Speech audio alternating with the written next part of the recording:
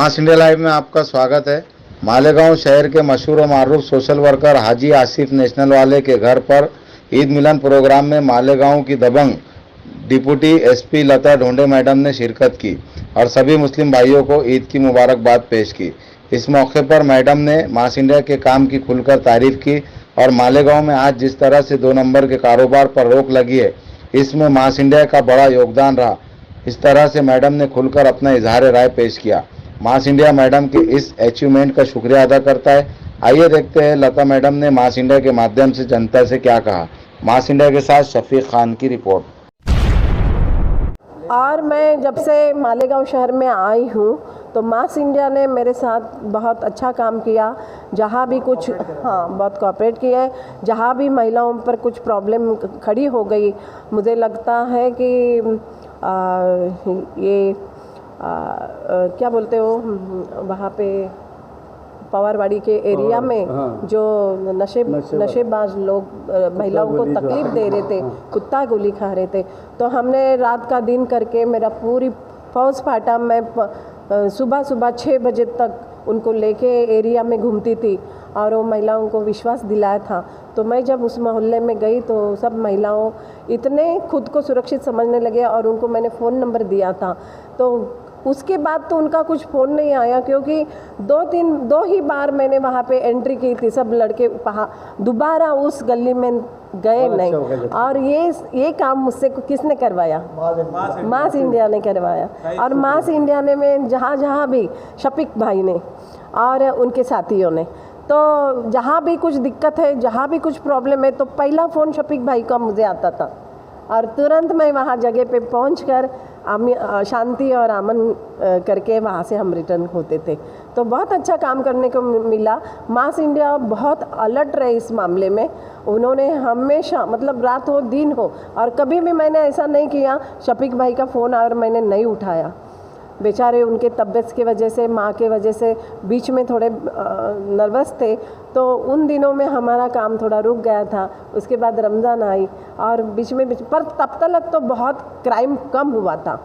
वो कटर का जो था, तो मैंने सब अपने जो लूम मालिक थे उनको बुला के उनके साथ मीटिंग की थी। तो उनको बताया था कि, और वैसे भी क्राइम के बाद मतलब जैसे कुछ हुआ तो तुरंत मैंने केस दाखिल करके और उनके ऊपर प्रिवेंटिव एक्शन ली थी और उनको छोड़ा नहीं कि एक दाखिल हुआ, उनके पीछे ही लग गए थे। तो काफ़ी अभी सब शांति से मालेगांव कर शांति है। और कटर का मामला ज़्यादा चला नहीं उसके बाद में, नहीं तो कटर और लूम कामगार मजदूर थे, उनको लूट मार होती थी उनकी, तो वो कम हो गया था। और काफ़ी अभी क्रिमिनल लोगों ने तो मुझे बहन माना, किसी ने उनके माँ ने मुझे बच्ची माना, तो उन्होंने ज़ुबान दी और ऐसा मालेगांव का मैंने रिश्ता नाता जोड़ दिया था कि वो क्राइम कम करने में या होने में उनका मुझे बहुत अच्छा साथ रहा उनका। और उन्होंने बोल दिया था मुझे कि आप हमारे बहन जैसे हो, या उनके माँ ने जो बेटी माना था, तो उन्होंने मुझे ज़ुबान दी। वैसे उन लोगों ने कोई, बाद में तो हम सब शांति, और हमको भी बहुत टाइम मिला बाकी काम करने के लिए, क्योंकि क्राइम कम हो गया था और वो सुधर भी गए थे। तो कुछ लोग आके मुझे मिलते थे कि आपके वजह से हमारे बच्चों ने कुत्ता गोली खाना ही छोड़ दिया है, तो कुछ काम करने लगे, अच्छा काम करने लगे। और ये सब ऐसा चलता रहा। मोहब्बत दी तो मोहब्बत मिलती है। मैंने कहा कभी मोहब्बत से लिया, कभी शांति अमन इसके संयम से लिया, तो कहीं डंडे का भी यूज़ करना पड़ा। तो ऐसा है। तो आपको भी मैं धन्यवाद दूंगी और आपकी भी तरक्की हो मास इंडिया की, और मालेगांव शहर के सभी मेरे बहन भाइयों की, उनके फैमिली की तरक्की हो। जय हिंद, जय महाराष्ट्र। मास इंडिया लाइव में आपका स्वागत है। और हमारे बीच डिप्टी मैडम है, जानते हैं आसिफ भाई नेशनल वाले के घर के ऊपर इस मुबारकबाद देने आए हैं। मैडम, इस खुशी के मौके पे क्या बोलना चाहेंगे? आज रमज़ान ईद का तीसरा दिन है और ये जो रमज़ान ईद का अप्रैल में रमज़ान ईद थी, तो इतनी कड़ी धूप में सब मुस्लिम भाइयों, सब मुस्लिम बहनों ने और छोटे छोटे बच्चों ने भी रोज़ा रखा था। तो ये कड़ी धूप में इतना सब अल्लाह के लिए, तो ये हम उनको सैल्यूट करते कि अल्लाह के लिए सब कुछ, अल्हम्दुलिल्लाहि रब्बिल आलमीन। तो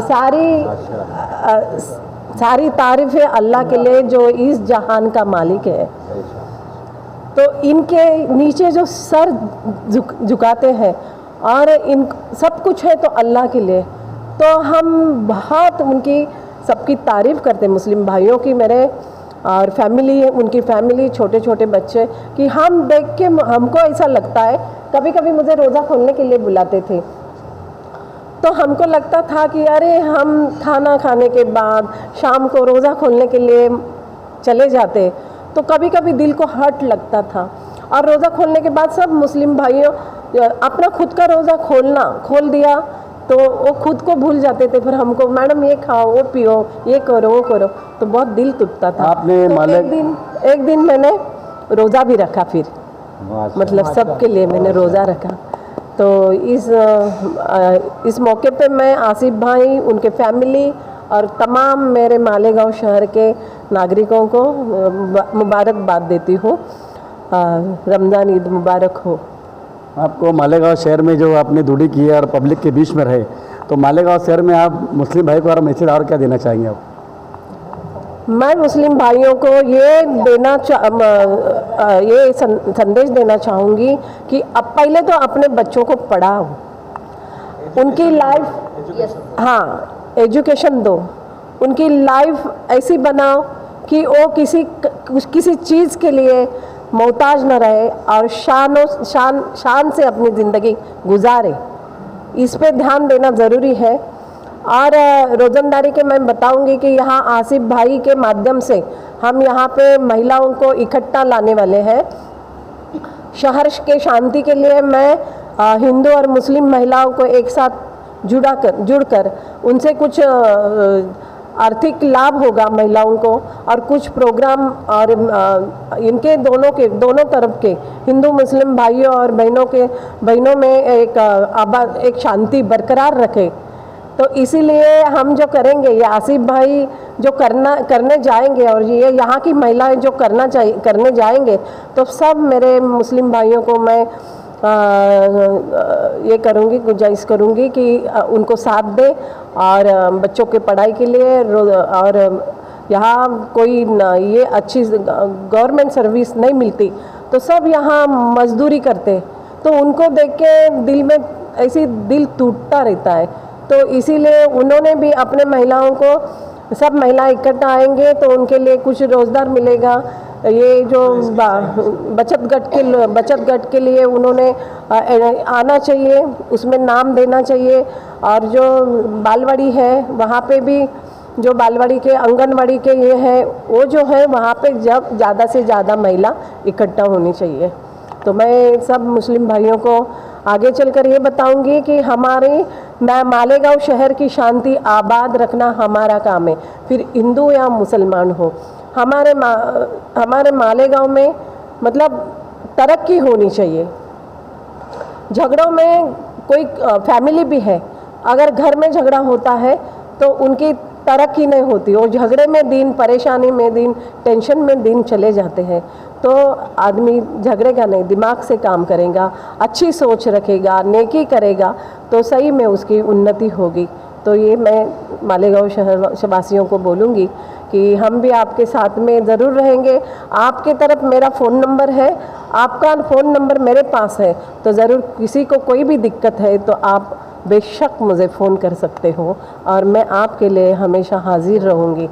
शुक्रिया।